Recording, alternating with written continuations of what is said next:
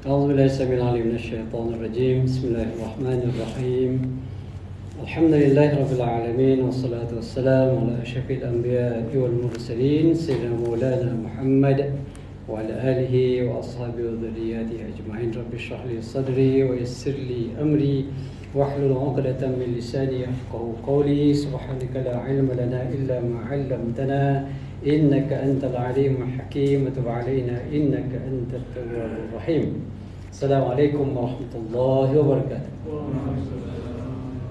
Yang diberikan Fungsi Surau Timbalan Ahli Jatuh Kuasa Surau Tuan-tuan dan puan, anak-anak yang sekalian, alhamdulillah wa syukurlah kita bertemu sekali lagi dengan izin Allah SWT, dan kita sambung pengajian kita pada hari ini.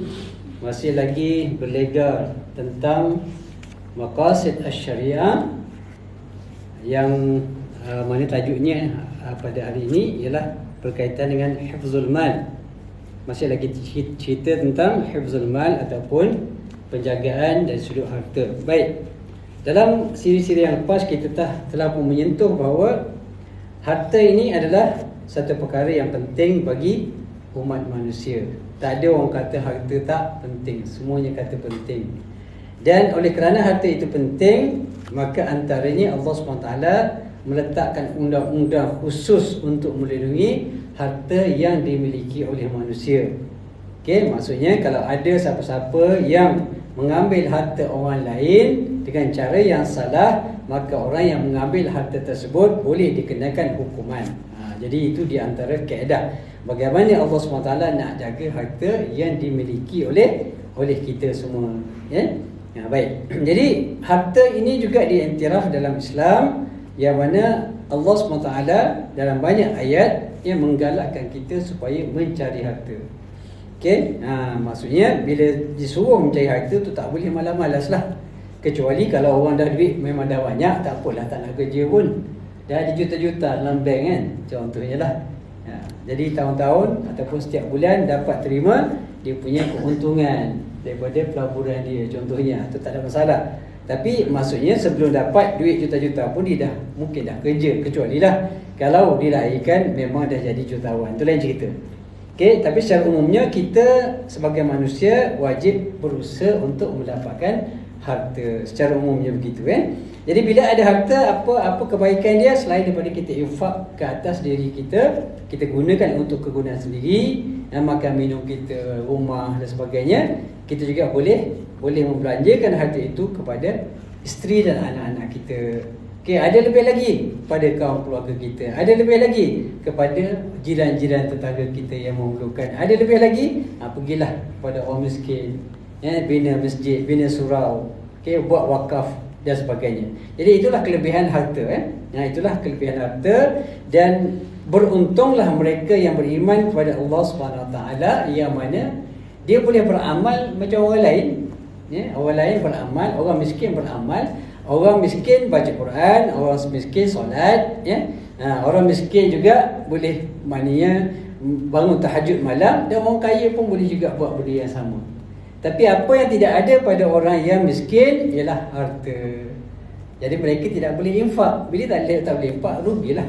Dari satu sudut rugi. Jadi itulah kelebihannya menjadi orang yang kaya, tetapi bukan kaya semata-mata.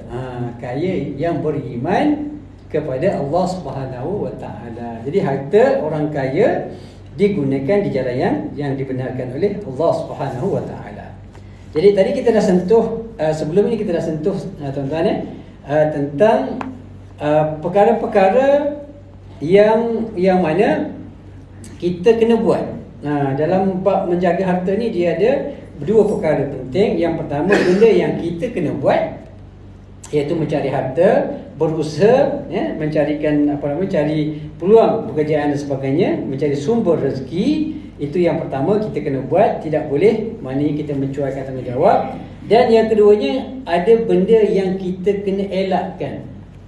Cari harta juga memang itu satu kewajipan untuk kita beri nafkah kepada orang yang di bawah tanggungan kita. Tetapi ada juga dia punya pantang larang dia. Nak cari harta boleh, tak ada masalah, tapi ada syarat-syarat dia. Ada perkara-perkara yang wajib dihindari. Ada benda yang kena buat, ada benda yang kena tinggal. Jadi apa benda yang kena tinggal dalam bab harta ni? Tak boleh, tidak boleh mengambil harta melalui kaedah yang salah. Hari ni tuan-tuan, orang tak fikir salah dah. Yang penting boleh kaya tak? Boleh kaya. Yang penting boleh dapat duit juta-juta tak? Boleh. Halal belakang kira. Yang penting boleh masuk duit dalam poket. Tak kisahlah. Jadi ada beberapa kaedah yang diharamkan oleh Allah SWT untuk kita gunakan sebagai kaedah untuk mengambil harta. Ada beberapa kaedah. Ada beberapa perkara. Yang perkara ni pun bukan benda yang barulah. Kita biasa dengar benda ni. Okey, satu kaedah yang salah yang tidak boleh kita menggunakan cara tersebut untuk mendapatkan harta ialah melalui kaedah as-sariqah. Apa dia as-sariqah tuan-tuan? Mencuri. Bunyi sariqah tu macam payah sikit, macam jarang dengar Bila mencuri, dengar semua Selalu dengar mencuri. Jadi mencuri ni tak boleh tuan-tuan. Kita pun tahu hukumnya adalah haram. Tapi dalam bahasa Arab disebut as-sariqah. Ingat pelan-pelan sikit-sikit, dapat satu perkataan seminggu pun okeylah ingat as-sariqah. As-sariqah tu mencuri. Mencuri itu apa hukum dia? Kita tahu semua. Mencuri itu adalah haram hukum dia.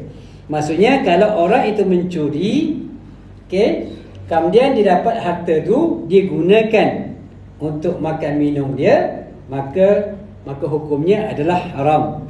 Kalau mencuri untuk orang lain pun juga haram. Tak boleh, asal mencuri je semuanya haram hukum dia. Ambil upah mencuri. Ada orang bekerja sebagai pencuri profesional. Dia mencuri bukan untuk dia, mencuri untuk orang lain. Orang bagi upah dia, okey, gaji tetap 3,000 sebulan. Kerja kamu mencuri. Boleh apply tuan-tuan Okey, ada orang buat kerja macam tu tuan-tuan Baik, jadi tak boleh tak boleh. Dan bila tak boleh dalam hukum syarak ni begini tuan-tuan bila hukumnya kata tak boleh, hukumnya haram, dia mesti ada perkara yang datang selepas tu. Dia tidak boleh haram berhenti kat situ tak. Dia kena haram, apa kesan haram tu? Kalau tidak ada kesan daripada pengharam itu, maka tidak adalah faedah mengatakan dia haram. Tak boleh. Contohnya, tak boleh mencuri. Tapi kalau mencuri tak ada apa-apa kesan. Tak ada kena tangkap, tak ada kena dakwa, tak ada kena hukum. Maka tak buat apa kata haram. Tak payah cakap haram lah. Jadi dalam hukum syarak begitu tuan-tuan. Bila kata haram mesti ada kesan dia. Mesti ada hukum tertentu. Mungkin kena ada hukuman tertentu bagi mereka yang melanggar perkara yang haram. Kalau tidak, tak ada faedah kata haram. Itu hukuman dunia. Maknanya orang yang melakukan perkara yang haram, dia wajib bila sabit kesalahannya di dunia, maka dia wajib dikenakan hukuman di dunia. Baik, apa hukuman bagi orang yang mencuri? Allah SWT jelas dalam Quran. Maksudnya cerita tentang mencuri ni memang jelas, nas yang jelas dalam Quran menyebutkan dia adalah satu perkara yang dilarang oleh Allah SWT. Allah SWT tak menyebutkan hukum mencuri itu haram, tapi Allah Ta'ala menyebutkan bahawa hukuman bagi orang mencuri itu adalah disebutkan dalam Quran. A'udzubillahi minasyaitonir rajim. Was-sariqu was-sariqatu faqata'u aydiyahuma jazaa'an bima kasaba nakalam min Allah wallahu azizun hakim. Dalam ayat ini Allah Ta'ala tak sebut mencuri itu haram, tetapi Allah Ta'ala sebut apa dia? Orang lelaki yang mencuri dan orang perempuan yang mencuri. Maksudnya siapa saja mencuri, tak kisahlah dia lelaki ke, dia perempuan ke, hukumannya adalah sama sahaja. Tak boleh nak kata oh ni perempuan tak apa, dia lemah kan, dia tak payah potong tangan lah, potong jari je contohnya sebab dia perempuan. Tak, hukum sama tuan-tuan Hukumnya adalah potong tangan. faqata'u aydiyahuma, maka adalah kamu potong tangan kedua-duanya, iaitu lelaki dan perempuan yang mencuri. Kenapa?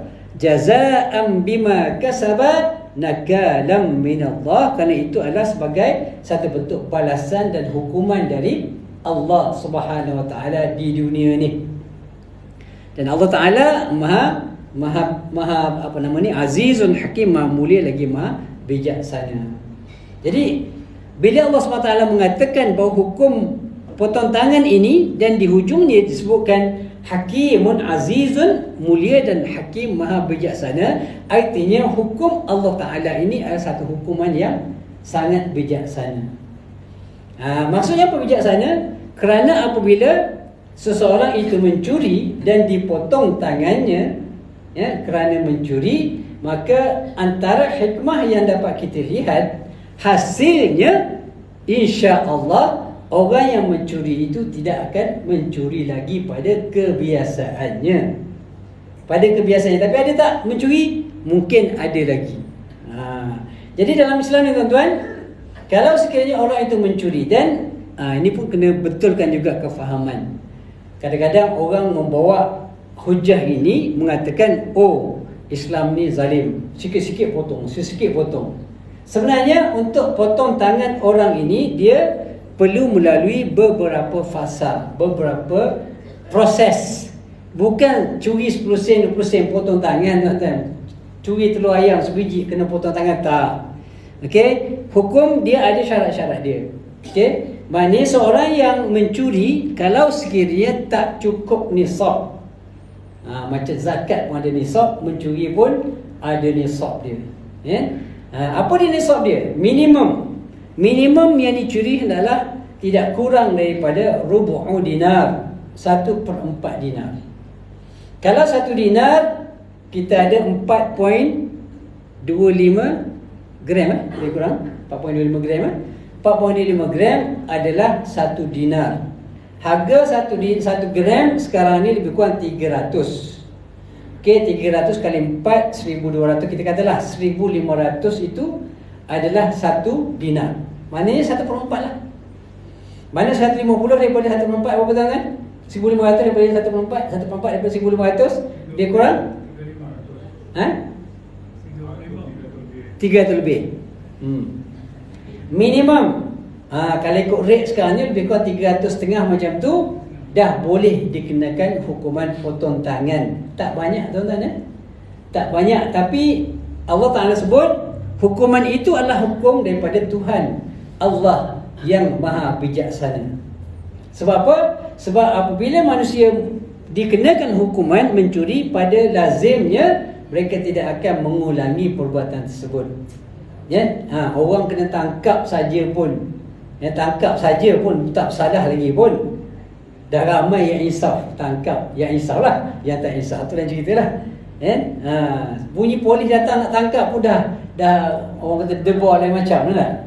Polis datang, polis datang sebenarnya kadang-kadang berhenti depan rumah je, bukan nak tangkap kita pun, nak tanya alamat nak tanya alamat orang lain pun, kita pergi debaran lain macam, apa polis depan rumah kan, contohnya. Nak ceritanya, kalau orang tu dikenakan hukuman potong tangan, secara umumnya dia boleh menyelesaikan banyak masalah. Dia tidak garanti, tidak garanti bahawa bila hukum potong tangan dikenakan pada orang yang mencuri, kita kata garanti tak ada lagi orang mencuri. Tak mungkin, tuan-tuan. Tak mungkin. Sebab apa? Kalau zaman Nabi pun, masih ada orang yang mencuri. Walaupun semua tahu, semua mereka mengetahui bahawa hukuman bagi orang mencuri itu adalah potong tangan. Tapi mencuri ada lagi tak zaman Nabi? Zaman Nabi pun ada orang mencuri. Apatah lagi zaman kita sekarang, jauh daripada Nabi kan. Jadi tetapi dia boleh apa? Boleh mengurangkan kadar kecurian yang berlaku. Sebab kebanyakan orang takut kalau kena potong tangan. Tuan-tuan, jadi sebab itulah hukuman ini adalah satu hukuman yang sangat bijaksana daripada Allah Subhanahu wa taala. Dan itu tadi kita cerita, nak potong tangan dia bukan satu perkara yang mudah, bukan main tangkap, curi, tangkap, potong. Tak, dia ada syarat. Pertama, dia mestilah barang yang dicuri itu mestilah Ya, maknanya sampai nisab dia sekurang-kurangnya 1/4 dinar, lebih kurang 300 Nisab tu ikut dinar tu kan, ataupun ikut lokal punya? Ikut dinar. Dinar. Dinar. Memang itu jelas dalam hadis, ya. Mana dinar sekarang ni maknanya nilai dia adalah lebih kurang 350 lah, lebih kurang. Ikut dinar. Okey, dia wang dinar, bukan ringgit kan. Kalau ringgit lagi rendah lah. Sebab dinar ni, sebab kalau kita tengok kalau berdasarkan pada sejarah Nabi SAW pun, dinar di zaman Nabi, kalau sebut dinar emas, sebab dia bergantung pada emas. Dia bergantung pada emas. So di mana pun kita pergi, kalau 1 dinar emas itu adalah 4.25 gram. Okey, di mana pun dia, itulah rate dia. Maksudnya kalau kita pergi dekat UK katalah, still 4.25 gram, tapi mungkin rate dia tinggi lah, sebab dia punya conversion ni kan. Conversion. So basically dia bukan currency lah, dia dinar, emas. Dia pure gold. Based on pure gold, ya, betul. Maknanya kita kena 1/4 daripada 4.25 gram. Based on emas lah, emas. Bukan based on currency. Baik. Jadi itu yang pertama. Pertama, mestilah cukup nisab dia. Yang keduanya, mestilah barang yang dicuri itu berada dalam, dia panggil hirz.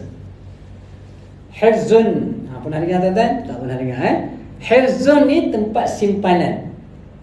Hirz, tempat simpanan yang sesuai dengan barang yang kita simpan. Contoh kalau sekiranya kita ni token emas. Kita token emas emas ni orang kata tak ada masalah, tak ada isu lah.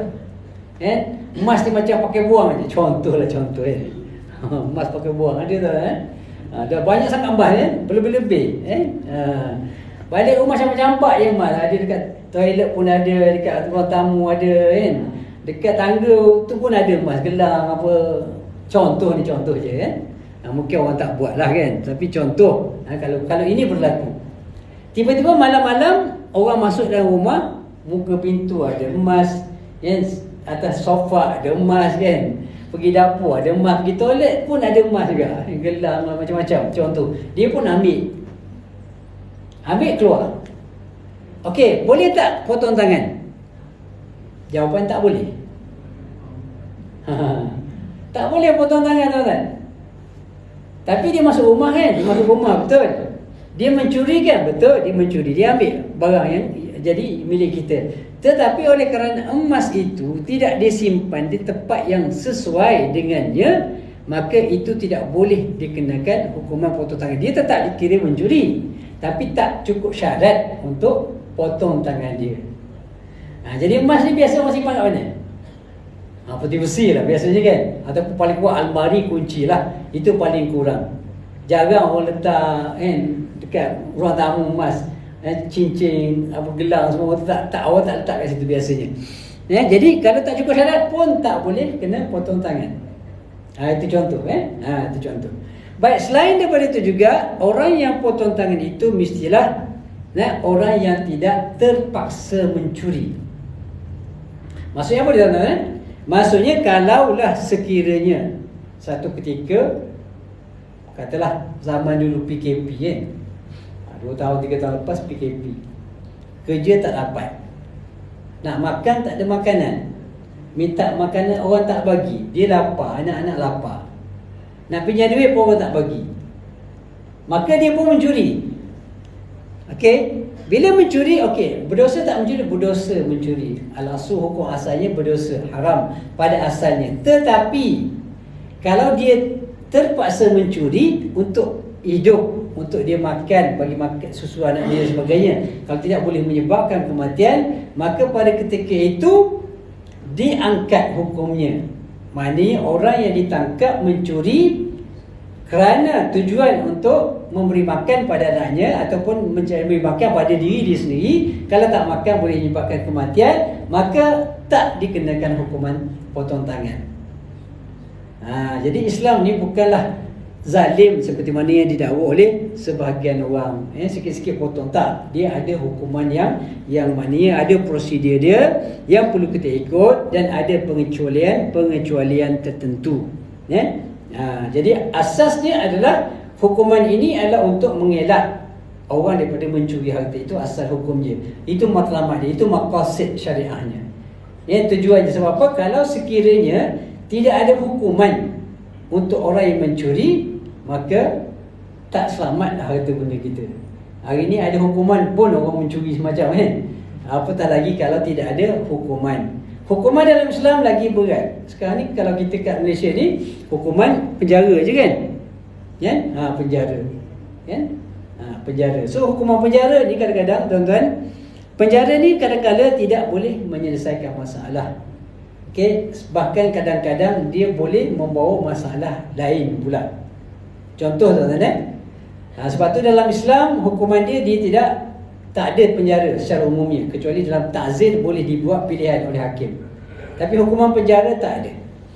Maksudnya apa dia? Hukuman tu memang instant, potong tangan, rotan, habis cerita. Lepas tu boleh bebas, bolehlah buat kerja balik semua sekali. Okey, tetapi tidak ada hukuman penjara dalam hukum syarak Tapi dibuang daerah ada. Dibuang daerah ada.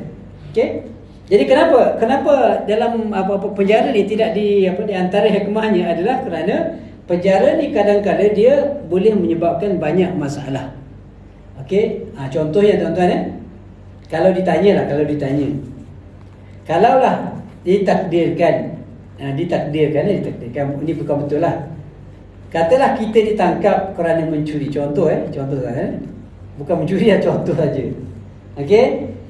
Maka kalaulah pada masa itu boleh diberikan pilihan menggunakan hukum syarak dan menggunakan hukuman sivil. Sivil kata mencuri kena penjara 10 tahun. Contoh sabit kesalahan ni. Tapi kamu boleh membuat pilihan untuk dipotong tangan atau penjara 10 tahun. Okey, saya tanya tuan-tuan. Kalau tuan-tuan berada di tempat itu, yang mana pilihan tuan-tuan puan-puan? Nak kena potong tangan ke? Nak kena penjara 10 tahun? Penjara? Ada orang kata 10 tahun penjara. Saya tak nak penjara 10 tahun.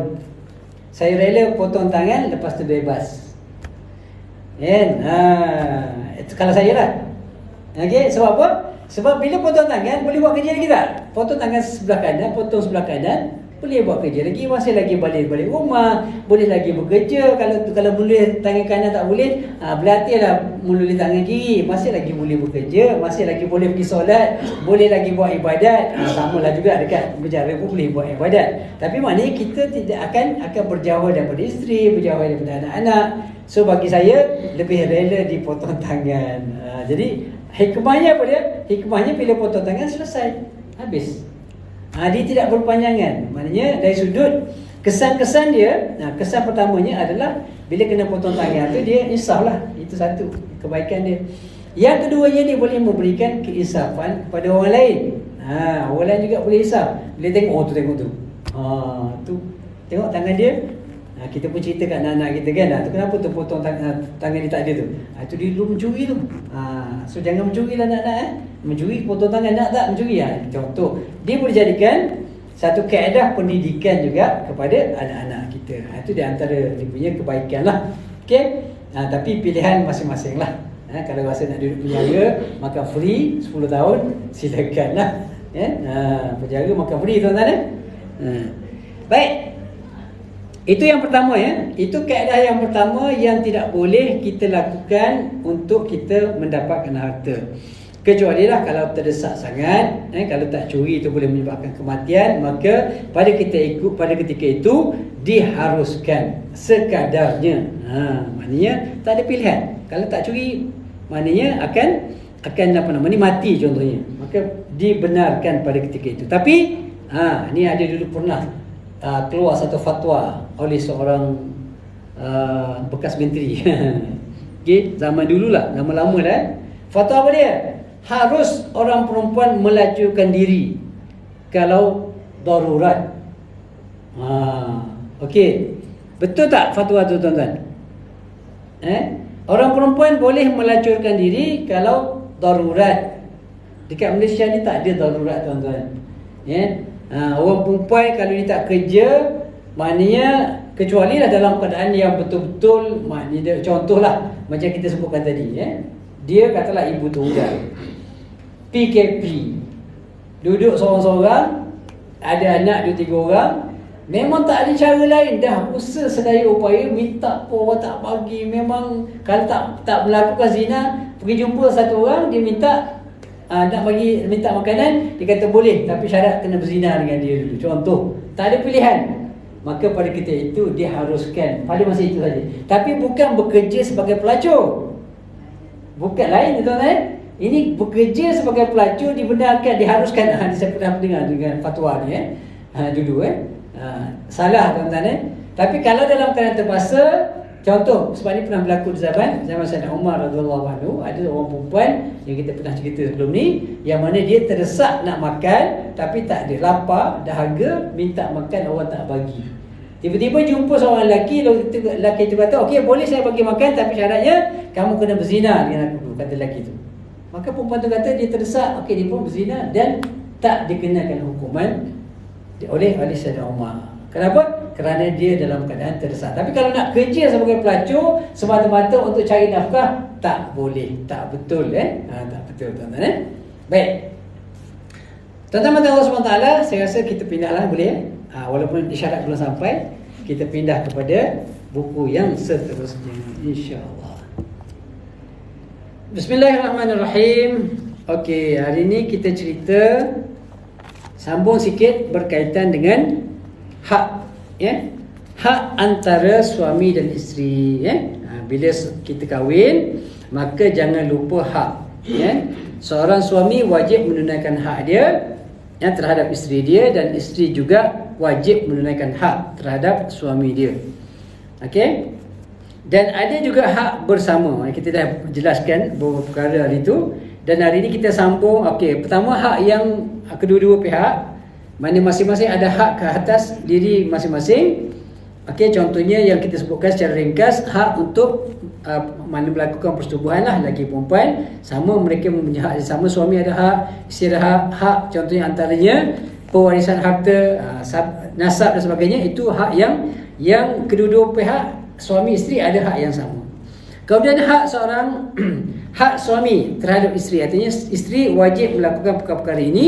Antaranya kita dah sebutkan, mana menguruskan rumah tangga, menjaga harta, berbuat baik kepada suami, menjaga rahsia-rahsia suami, itu di antaranya. Dan hari ini kita nak sebut pula hak zaujah ala zauj, hak seorang wanita ke atas suaminya, artinya suatu yang wajib dilakukan oleh suami. Bila kahwin, apa yang suami wajib buat? Antaranya adalah husnul muasyarah, jaga dan layan isteri dengan baik. Okey, jadi jaga isteri dengan baik, layan isteri dengan baik adalah satu kewajipan yang perlu dilakukan oleh suami. Tak buat, berdosa. Tak layan isteri dengan baik, berdosa. Menyakiti isteri, berdosa tuan-tuan. Tak boleh sengaja menyakiti perasaan ke menyakiti fizikal isteri ke, adalah haram hukumnya, tak boleh. Baik, selain daripada itu juga, mestilah suami itu bertanggungjawab untuk mendidik isterinya dari sudut keagamaan. Sebab itulah sebelum kita kahwin, antara persediaan yang kita perlu ada ialah kita kena belajarlah. Belajarlah ilmu berkaitan dengan rumah tangga, berkaitan dengan hukum hakam. Tak adalah semestinya pergi sampai universiti. Sekurang-kurangnya kita tahu asas-asas, tahu macam mana nak solat, tahu macam mana nak melakukan ibadah-ibadah. Contohnya, kalau tak boleh, tak ada masalah, bukan tak boleh kahwin. Tapi kalau kita perlu mengajar, kalau kita tak mampu belajar, suruhlah isteri kita pergi surau, pergi ke masjid belajar. Tidak semestinya kita belajar, tapi kalau kita sendiri boleh mengajar, adalah lebih baik. Baik, selain daripada itu ialah al-ghairah ala zaujah, mesti ada perasaan ghairah, artinya perasaan cemburu terhadap isteri dia. Cemburu ni bukan cemburu orang kata apa, yang membabi buta, kasar ke? Tak. Memang biasa pakai kan? Membabi buta, rasa macam kasar kan? Cemburu melulu. Cemburu yang melulu kan? Cemburu tanpa asas. Kalau cemburu tanpa asas tu tak boleh lah. Ni sampai isteri nak keluar rumah pun tak boleh sebab cemburu, lebih lah. Nak pergi keluar, pergi surau tak boleh. Jangan pergi surau. Banyak lelaki kat sana kat surau. Memanglah kat surau ramai orang lelaki kan. Tapi isteri kita kan nak pergi solat, nak pergi baca dengan kitab, ustaz nak mengajar. Tak boleh pergi, tak boleh keluar rumah langsung. Melampau. Itu lebih sangat tak boleh. Cemburu yang berlebihan macam tu tidak dibolehkan lah. Mana ghairah ini artinya dia cemburu dan dia cuba mengelakkan isteri dia daripada terlibat dengan benda-benda yang haram. Itu ghairah yang sebenar. Maksudnya apa dia? Maksudnya dia sensitif dengan apa yang dilakukan oleh isteri dia, pergaulan isteri dia, dengan jiran-jiran tetangga macam mana. Dia jaga tu, dia jaga. Maknanya kalau nak bergaul boleh, tapi ada batas-batas dia. Contohnya, kalau nak berjumpa, contohlah katakanlah isteri kita bekerja sebagai ejen takaful. Ejen takaful tuan-tuan. Ini sensitif ni.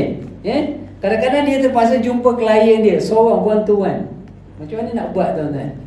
Dia memang kerja dia itulah, jumpa orang. Orang takkan dia nak ambil klien perempuan saja. Mesti ada klien lelaki. Klien lelaki kena pergi face to face.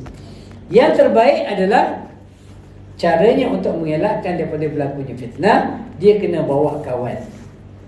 Tak boleh berdua-duaan. Berdua-duaan atas apa alasan pun haram hukum dia tuan-tuan. Tak boleh. Naik kereta sama-sama, jumpa klien sama-sama satu kereta tuan-tuan, haram hukum dia. Walaupun asasnya, kecuali kalau Grab lah, Grab tu ada pengecualian sebab kerja dia Grab bawa orang kan. Tapi kalau pergi buat appointment, naik kereta sama-sama, saya meletakkan hukumnya adalah haram, kan dia boleh membawa kepada fitnah. So kena jaga. Jadi suami kena jagalah. Kalau isteri kita kerja, kena bagilah syarat-syarat tu. Nak jumpa boleh, tapi syaratnya kena jumpa. Contohnya di tempat yang umum, tempat awam contohnya. Tak boleh berdua-duaan. Itu ghairah. Tapi kalau sekiranya suami lantak engkau lah, tak kisah pun. Contohnya. Tak boleh. Maka itu artinya dianggap sebagai suami yang tak bertanggungjawab, kerana dia tidak ada rasa, maknanya kita panggil ghairah lah. Ghairah ni apa dia? Cemburu. Cemburu bertempat. Okey? Kemudian kewajipan suami juga al-adlu bainaz zaujat. Adil di kalangan isteri-isteri. Kalau ada isteri lebih lah. Okey? Macam tuan-tuan tu isteri lebih kan. Kalau ada isteri ramai, kena berlaku adil. Okey? Kalau tak boleh berlaku adil, haram. Haram tuan-tuan. Kalau kita tak mampu berlaku adil, maka haram kita berkahwin lebih daripada satu. Mana pertamanya, dia kena yakin. Pertamanya dia kena yakin bahawa dia boleh berlaku adil. Tapi tak tertakluk kepada apa orang kata. Isteri dia kata, abang ni tak adil. Macam mana tahu adil? Baru kahwin seorang. Bagi peluang abang kahwin dulu, barulah boleh tahu adil ke tak. Betul itu kaedah dia. Kan? Ini awal-awal lagi dah kata abang tak adil. Macam mana nak kata abang tak adil kan? Contoh. Itu contoh tuan-tuan. Bukan betul pun. Itu contoh saja. Jadi wajib. Kalau dia tak mampu daripada awal, dia tak berkeyakinan. Dia kata, aku ni memang tak boleh berlaku adil lah kalau kahwin. Sebab dia sayang pada isteri yang pertama tu, sesangat sayang. Contohnya, kalau kahwin orang lain, yang kedua pun dia kata mungkin dia tak boleh. Walaupun kasih sayang itu tidak boleh dibahagikan, mana benda itu benda yang terlibat dengan hati dan tidak dipersoalkan pun. Di akhirat nanti Tuhan tak tanya kamu dari sudut perasaannya sama tak, adil tak. Itu tak akan ditanya. Sebab perasaan ini benda yang datang secara natural, secara fitrah, yang bukan boleh dipaksa-paksa. Tapi secara zahirnya, contohnya nafkahnya, layanannya, benda-benda macam tu, giliran malamnya tu, benda-benda tu wajib dilakukan secara adil. Kalau tidak, kita akan dipersoalkan di hadapan Allah Ta'ala di hari akhirat. Baik, selain daripada itu juga, kewajipan suami juga ke atas diri dia adalah al-mahru, membayar mahar, membayar mas kahwin. Wajib, bukan isteri yang bayar mas kahwin. Tak macam agama Hindu. Agama Hindu, yang bayar mas kahwin adalah perempuan. Perempuan bayar dekat lelaki. Tapi kita dalam Islam, lelaki yang bayar mahar kepada perempuan. Dan seterusnya, yang terakhir, kewajipan suami juga adalah memberi nafkah. Yang kita bincangkan tadi, bab harta dalam maqasid syariah itu, kewajipan isteri, kewajipan suami adalah memberikan nafkah kepada isteri dan juga anak-anak dia. Yang bukan isteri sajalah. Okey. Jadi tidak boleh tuan-tuan, tidak boleh kita atas apapun alasan untuk mewajibkan ataupun untuk mengarahkan atau menyuruh isteri membelanjakan harta milik isteri untuk tujuan pembelanjaan di rumah. Tak boleh tuan-tuan, kecuali dengan keizinan. Maksudnya contohlah, ada orang dikahwin, dikata tak apalah bang, abang pun kerja gaji pun kecil, duit abang tak abang pakailah. Saya pun duit banyak, gaji saya berlebih-lebih. Abang tak payah bagi nafkah. Alhamdulillah. Bertuahlah kita macam tu kan. Maknanya sebab apa? Sebab isteri telah pun meredai dia ataupun dia telah pun melepaskan hak dia. Maka dalam keadaan itu tidak mengapa. Tapi kalau sengaja nak paksa isteri, awak kerja gaji awak lebih pada saya, awak lah belanja semua, bayar sewa apa sebagainya. Contohnya itu tak boleh Keputusan dia meredakan, dia boleh ubah tak fikiran? Boleh. Kecuali ada perjanjian lah. Kalau dia kata ada sebagai black and white, dia kata selama-lamanya. Selagi mana kita berkahwin, itu saya mana abang tak perlu membayar nafkah. Itu perjanjian, kita boleh buat kes mahkamah. Solusi dia makan tu cancel. Cancel kan. Boleh, dia boleh. Itu hak dia kan. Hak dia tak, kecuali kalau dia kata memang selama-lamanya, maka kalau dia tak nak bayar tu, maknanya dia berdosa lah sebab melanggar janji dia. Okey, kalau sekarang ni kita tengok kos sara hidup tinggi kan. Ya. Jadi satu pasangan ni nak berumah tangga, gaji pun dalam 3,500 4,000 pun dah duduk di KL. Okey. Kalau dia dah bersetuju berdua ni, bila dia mendirikan rumah tangga, dia share expenses 50-50. Macam mana? Boleh. Mutual agreement boleh. Mutual agreement, tapi kalau suami paksa tak boleh. Kalau suami paksa tak boleh. Sebab duit suami adalah duit isteri. Duit suami adalah duit isteri. Duit isteri adalah duit isteri. Itu istilah dia. Jadi isteri dia sebenarnya ada kelebihan kat situlah. Apa saja duit yang dia dapat adalah milik dia, milik mutlak dia. Kecuali dia izinkan suami dia untuk menggunakan duit tersebut. Okey tuan-tuan, itu saja perkongsian kita untuk malam ni. Mudah-mudahan ada kebaikannya yang baik daripada Allah SWT. Yang lemah yang kurang akan saya sendiri minta maaf banyak-banyak. Aku qauli hadza wa astaghfirullahaladzim. Wassalamualaikum warahmatullahi wabarakatuh.